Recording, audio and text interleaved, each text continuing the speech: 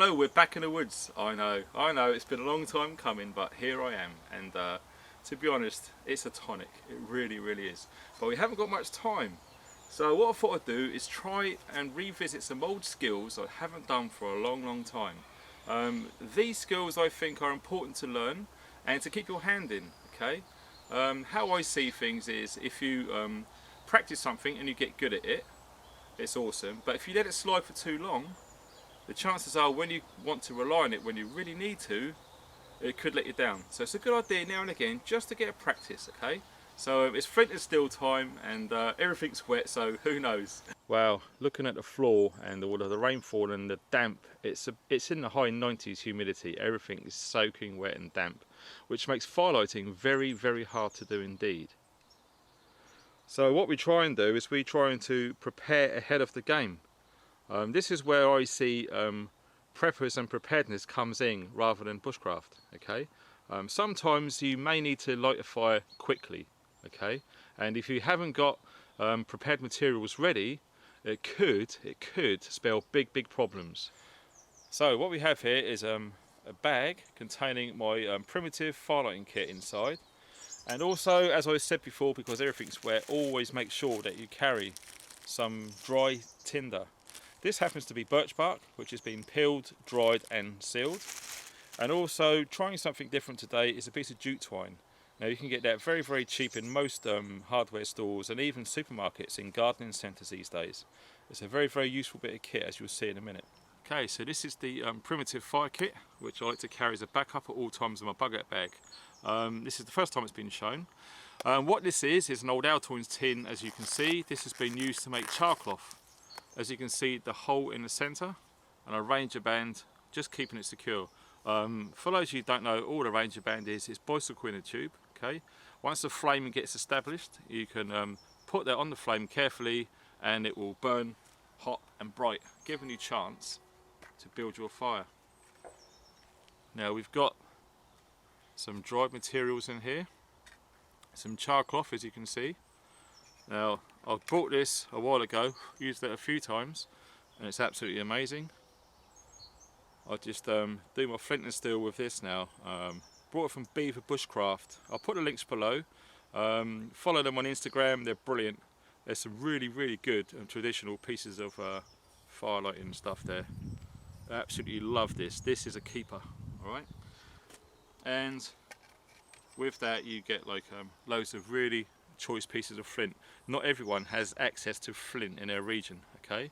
I'm pretty much okay from where I am, but most people aren't.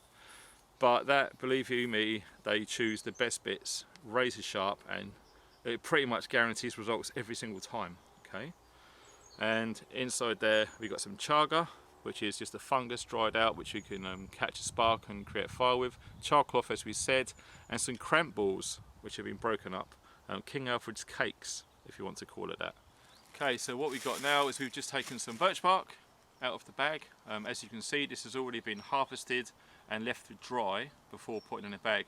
Obviously you can use it wet, but I wanted to see how we got on if you wanted to store something for a year or so and see how it actually got on, alright? All we're going to do is, obviously it's bark, it's cylindrical, so we're just going to help it along by trying to get it to close up on itself. What I'm going to do is I'll get the jute twine nested up inside, hold that together with the ember and try and blow it into life. That's the plan anyway, so we'll see how we get on. So there we have it. This is the jute twine. This is the very fibrous material which your ember is going to contact and hopefully combust with, then in turn light the fuel, which in this case happens to be the dried birch bark we just mentioned. So we're going to take, I don't know, a good yard off of that. Just use my little folding knife to cut her open.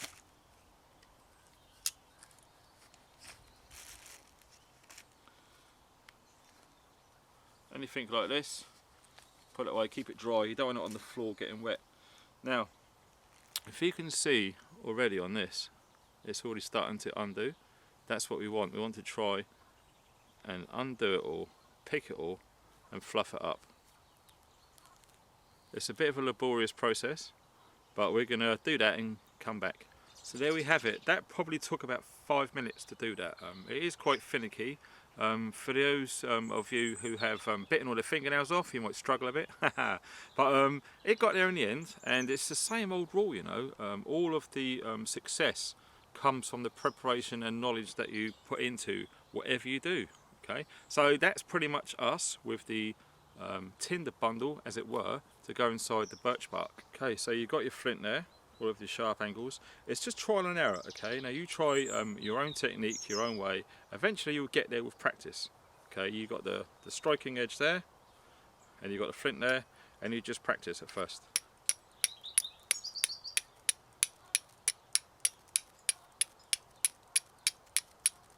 Nice and easy, not too hard. All you do is as you tap it, you scrape down at the same time, like that. Okay. Right, so what I tend to do is I get my char cloth and I just really rough it all up. Okay, it just gives you the best chance of getting a spark onto there. So I'm just going to hold it there with my finger and thumb, take my striker, and hopefully it shouldn't take too long to get some sparks onto there. There you go. Didn't take long at all.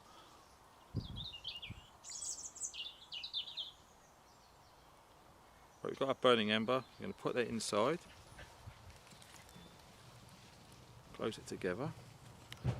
Not too tightly because you want some oxygen in there, and to try and blow it into life.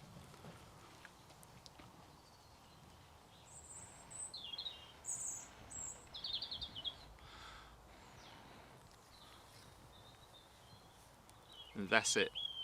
It's that easy, it really is. Now what you want to do is you want to try and angle it so the flames actually ignite the birch bark.